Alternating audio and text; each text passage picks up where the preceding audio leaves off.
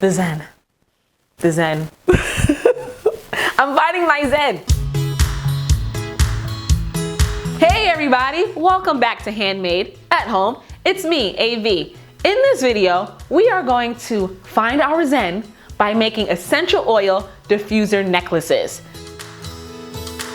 During this time, we are all feeling an array of emotions, but this DIY will give you, me, we, the pick-me-up we all need. Let's get crafty.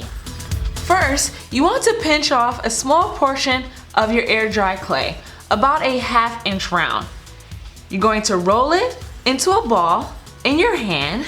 If you feel as if your clay is a little bit dry, you can wet it a little bit with your finger so it's a little more manageable. And then gently flatten it to about a 1/4 inch thick.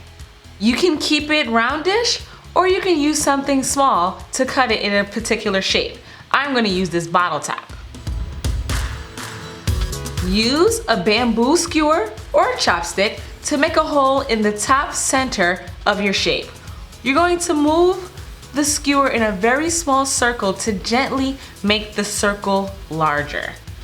Going to let this dry for a couple of hours, and then we're gonna decorate it. When the pendant is dry, you can use acrylic paint to decorate your charms.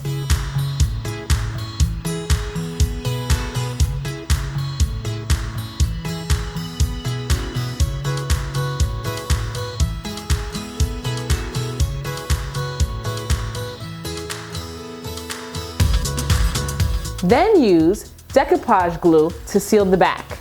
This acts as a barrier to prevent oil from potentially getting on your clothes. Next, you're going to lace your thread, leather or twine, through the hole, like so. Once you have an opening, you can take this end of your thread and pull. Now it's time to add your essential oils. You want to apply a few drops to the charm and allow it to soak in. The Zen. The Zen. I'm finding my Zen.